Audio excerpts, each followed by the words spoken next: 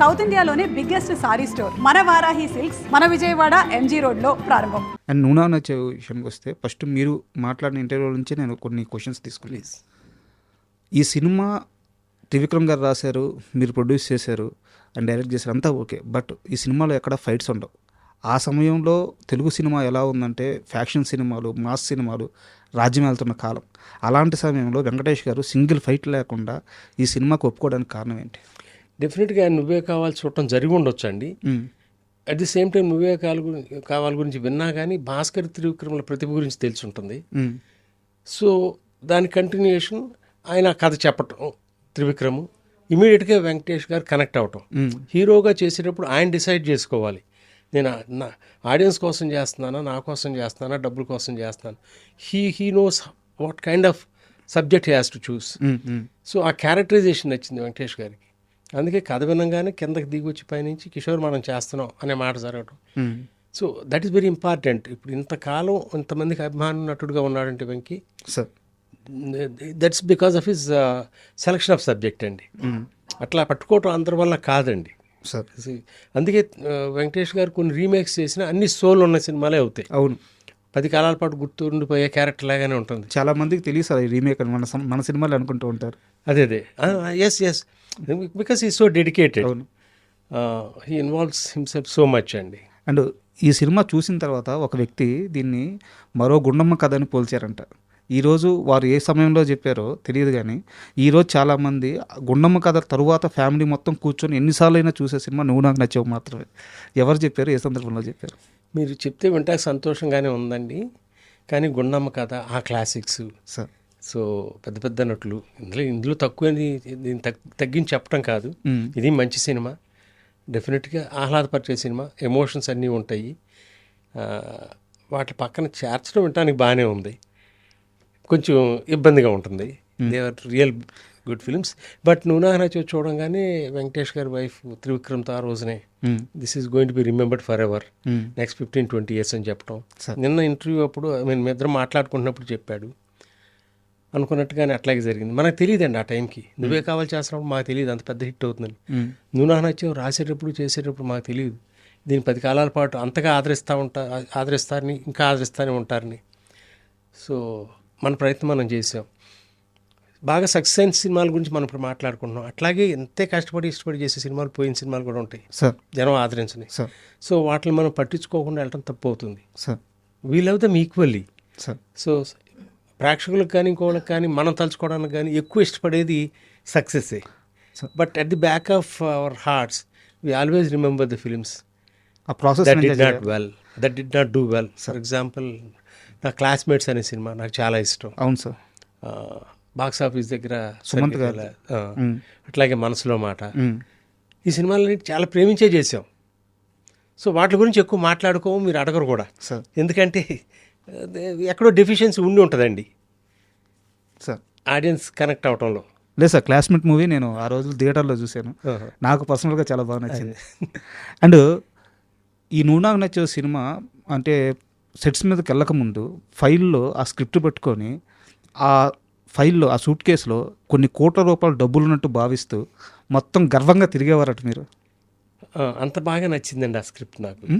డెఫినెట్గా 2 భాగాలుగా ఉండేది, ఇంటర్వల్ ముందు, ఇంటర్వల్ తర్వాత. నేను ఇప్పుడు నాకు కొంచెం అది బ్యాక్ పెయిన్తో కింద పడుకునేవాడిని పరుపు వేసుకొని షాప్ మీదే. నా పక్కనే ఉండే ఎప్పుడు మెలకు వచ్చినా చదువుకోవడం, ఎంజాయ్ చేయటం. సో ఆల్మోస్ట్ కంటతా వచ్చేది. నాయుడు గారు కూడా ఏమయ్యా ఏంటి చేతిలో అనేవాడు స్క్రిప్ట్ అంటే. I mean, he really used to appreciate people who carried a script, who really believed in the script. So atla Nuna Nacha was a special film andi. We really enjoyed making the film, reading the script, everything, every aspect of it. Sir, నూనా నచ్చే సినిమాకి మీరందరూ పడ్డ కష్టం okay, అదంతా ఒక ఎత్తు అయితే ఆ సినిమాకు ఒక బ్యూటీ తీసుకొచ్చింది మాత్రం ఆర్తి అగర్వాల్ గారు. సో అంటే దాంట్లో ఒక షాట్ ఉంటుంది సార్ సినిమాలో, వాళ్ళు బయటికి వెళ్ళిన తర్వాత ఇంకో హీరోయిన్ పెళ్ళికి వెళ్ళిన తర్వాత ఇంట్లో నుంచి మెట్ల మీద నుంచి ఆమె రెడ్ శారీ కట్టుకొని అట్లా మెట్ల నుంచి దిగుతా వస్తుంటుంది అనమాట. వెంకటేష్ గారు ఒక ఎక్స్ప్రెషన్తో అలా ఒక దేవతను చూసిన ఫీలింగ్స్తో అలాగే ఆగిపోతారు. అప్పుడు అమ్మాయి కళ్యాణ్ అస్సలు వాట్ ఏ షాట్స్. అంటే ఆర్తి అగర్వాల్ గారిని ఇక్కడ ప్లేస్ చేయాలన్న ఆలోచన ఎలా వచ్చింది, ఈ షాట్ గురించి చెప్పారు కాబట్టి భాస్కర్ చాలా ఇమాజిన్ చేసుకున్నాడు ఆ షాట్ ఎలా ఉండాలో. సో సినిమా అంతా మేము ఊటీలో చేసాం, ఈ రెలవెంట్ పార్ట్స్ అవన్నీ కూడా. బట్ తనకు అక్కడ ఏ లొకేషన్ నచ్చలా. ఇక్కడ రామానాయుడులో రామచంద్రపురం సెట్ ఒకటి ఉంటుంది, ఓకే, ఇంటి సెట్ ఒకటి ఉండేది. ఆ మెట్లు చూడగానే ఇది కదా తను నాకు కావాల్సిందని అనుకున్నాడు తను. అక్కడ ఆర్ట్ డైరెక్టర్ రంగా గారు అంతా సెటప్ చేశారు. సో లొకేషన్ కానీ ప్రతిదండి ఆ బ్యూటీ యాడ్ చేయటం అనేది 4 మాటలు చెప్పేస్తే అయిపోద్ది సీన్. సో మీకు ఎందుకంత బాగా గుర్తుంది ఆ విజువల్, ఆమె మెట్ల మీద నుంచి దిగి రావటం, అవును, ఆ తర్వాత వెంకటేష్ గారి ఎక్స్ప్రెషన్స్ కానీ, దీనికి అమ్మాయి ఇచ్చిన రియాక్షన్ కానీ, ఇట్స్ బేసికలీ డైరెక్టర్స్ విజన్ అండి ఈ షార్ట్ మేకింగ్. ఓకే, మేము 2-3 అమ్మాయిలు ఇక్కడ అనుకున్నాం ఈ సినిమా. అంటే వెంకటేష్ గారు పక్కన మ్యాచ్ అయ్యి హీరోయిన్, ఓకే, కొంచెం ఆ స్టేచర్ ఉండాలి అని అనుకున్నప్పుడు భాస్కర్కి ఏంటంటే రిచా పల్లోడ్ ఇంట్రడ్యూస్ చేశాను, నువ్వే కావాలి. She was a major factor for the success of that film. తనకి కొత్త అమ్మాయి అయితే క్యారెక్టర్ కనపడుతుంది, ఆల్రెడీ చేసే అమ్మాయి అయితే ఆర్టిస్ట్ కనపడుతుంది. చిన్న సందేహం ఉండేది, ఆ స్టార్డమ్ స్టార్డమ్ అన్నీ కనపడకూడదు. Should not see some known artist there. ఈ అమ్మాయి త్రిష, మాళవిక, ఇట్లా కాకుండా ఈ అమ్మాయి నందిని అని తెలియాలంటే కొత్త అమ్మాయి కావాలి. సో ఆ ప్రాసెస్లో తను బాంబే వెళ్ళి అక్కడ మోడలింగ్ ఏజెన్సీస్ వాళ్ళందరితో మాట్లాడితే ఈ అమ్మాయి ఫోటో చూడటం తటస్థించింది. ఎవరు అమ్మాయి అంటే ఆల్రెడీ పాగల్ పని ఒక హిందీ సినిమా మూవీ చేస్తున్నారు, that was a failure. So she went back to America, that's where she came from, న్యూయార్క్. భాస్కర్కి ఏమో అమ్మాయిని చూడలేదు, మరి ఆ అమ్మాయి సినిమాకి సంబంధించిన ఒక క్లిప్ చూసాడో ఏదో కూడా తెలియదు. మరి ఆ ఫోటో చూసి ఈ అమ్మాయి అనేది నేను ఎందుకు అనుకున్నాడో కూడా తెలియదు. సో భాస్కర్ చెప్పి సార్ ఈ అమ్మాయితో బాగుంది సార్ అంటే we just trusted him.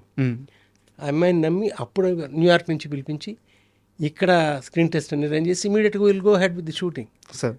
So అట్లా జరిగిందండి. సచ్ ఎ గ్రేట్ సోల్ అండి అమ్మాయి, such a dedicated female she was. అన్ని మధుర క్షణాలు పాపం మన మధ్య లేదు ఇప్పుడు. ఎస్పెషల్లీ న్యూజిలాండ్ సాంగ్స్కి వెళ్ళినప్పుడు కూడా అసలు ఎంత పరితపించేదో ప్రతి ఆస్పెక్ట్కి. తనకి ఎంతో బాగా పోయినప్పటికీ కూడా లిరిక్స్ అని కంఠస్థం చేసి వచ్చేది. అమ్మాయికి ఏమీ ఈ భాషే తెలియదు. Basically she was Born and brought up in New York. ఈ తెలుగు లిరిక్స్ని కంఠస్థం చేసి అక్కడికి వచ్చి ఉన్నమాట చెప్పనివ్వు కానీ ఏదైనా చూడండి ఎంత చక్కగా అసలు లిప్సింగ్ కానీ లంగా ఓణి వేసినప్పుడు ఎంత తిరిగింటి అమ్మాయిలాగా కనపడటం. కరెక్ట్. ఆ సంస్కారం కూడానండి షెడ్యూల్ అయిపోయి మళ్ళీ అమెరికా వెళ్ళి మళ్ళీ రావడానికి ముందు వెళ్ళేటప్పుడు ఎప్పుడు కాళ్ళకి నమస్కారం చేసి వెళ్ళేదండి. So that was the culture. We all miss. అంటే నేను సబ్జెక్ట్ నుంచి కాస్త డివియేట్ అవుతున్నాను అనుకోకపోతే, ప్లీజ్. ఆమె మరణం జరిగిన తర్వాత మీకు ఆ ఇన్సిడెంట్ ఎలా తెలిసింది, మీ రియాక్షన్ ఏంటి? లేదు, అప్పటికి తను అమెరికా వెళ్ళిపోయి అక్కడ పెళ్లి చేసుకోవడం చేసింది అనుకుంటే వీ లాస్ట్ టచ్ అండి, ఇంకా తెలియదు. వీ ఫీల్ బ్యాడ్ అండి, like such a beautiful girl, such a wonderful person she was. She is no more అనేది it hurts for some time, then we move on. Sir, and మళ్ళీ నూనె వచ్చే విషయానికి వస్తే, మీ సినిమాలన్నిటికి కూడా పాటలు అంటే స్రవంతి అంటే పాటలు అంటే స్రవంతి ఒక ప్రాణం పెట్టేస్తారు పాటల విషయంలో. ముఖ్యంగా సిరివెన్నెల సీతారామ శాస్త్రి గారితో మీరు గడిపిన క్షణాలు, ఒక 400 రాత్రులు ఆయనతో పాట రాసేటప్పుడు ఆయన పక్కనే ఉండడం ఎంతో తక్కువ మందికి మాత్రమే దొరికే అదృష్టం. మీ సినిమాల్లో మొత్తం 83-84 పాటలకు ఆయన రచించారు, ఆ పాటలు రచించారు. ఇంతటి అదృష్టాన్ని పొందారు కదా. నువ్వు నాకు నచ్చావు సినిమా, ఆ ట్రావెలింగ్లో శాస్త్రి గారితో మీకున్న కొన్ని మూమెంట్స్ పంచుకుంటారు?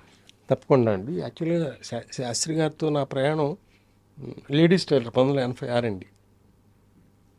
అప్పుడే చెన్నై షిఫ్ట్ అయ్యాం. అంటే నాది మొదటి సినిమా. శాస్త్రి గారు కూడా అంతకుముందు సిరివెన్నెల సినిమా రాశారు. అప్పటికి ఇంకా ఫ్యామిలీ అక్కడికి రాలేదు, అందరం అక్కడ మైగ్రేట్ అవుతున్నారు. సో ఎక్కువ టైము మాతోనే గడిపేవాడు. మా అందరిది ఒకటి ఏజ్. శాస్త్రి గారు 1955 మే, నేను 55 July dates of birth. So ఎప్పుడు నన్ను నెల తక్కువ కానీ అనేవాడు, అరే Ravi. So that bondage was different. నువ్వు నాకు నచ్చావుకు వచ్చినప్పుడు అప్పుడే నువ్వే కావాలి రాసున్నాడు.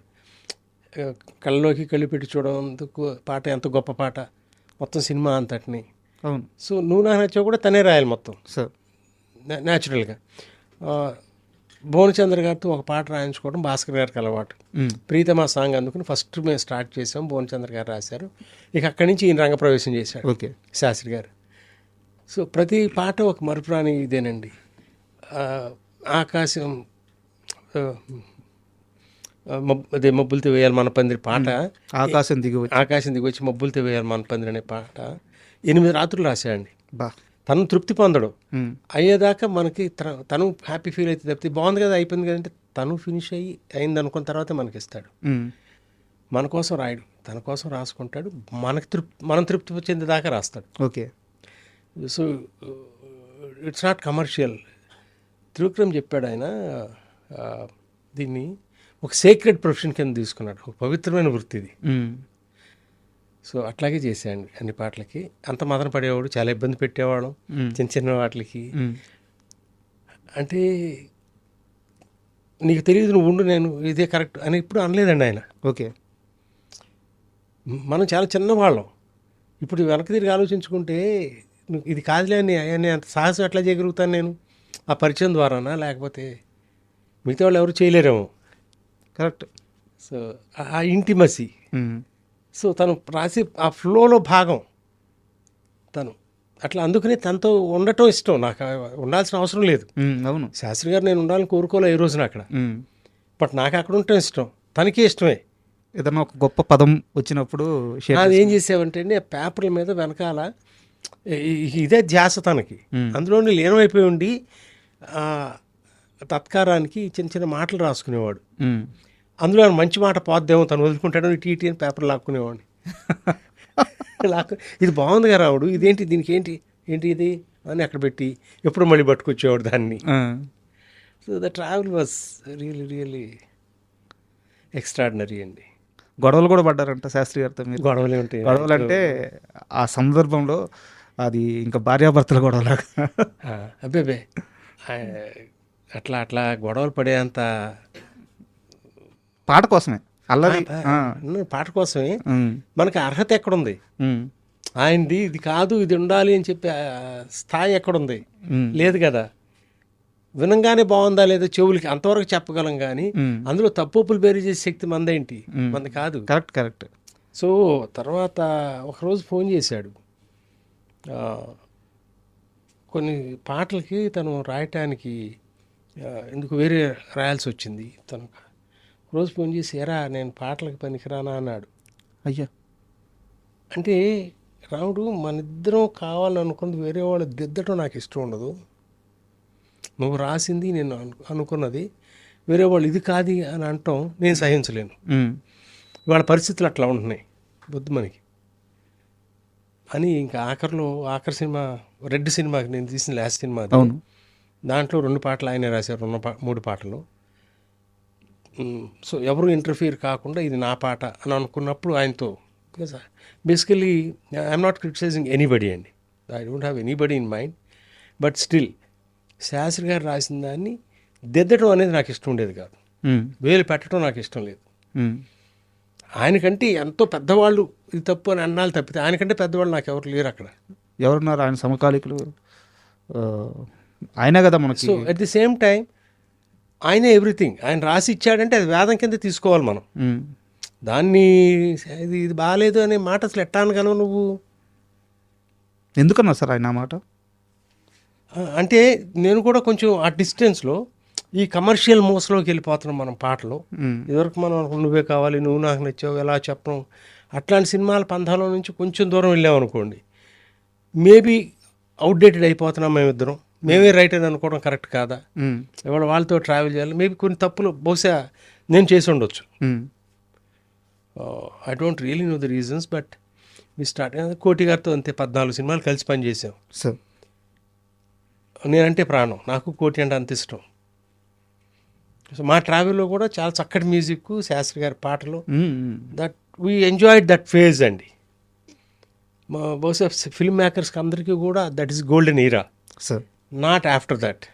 తర్వాత అవకాశం లేదు.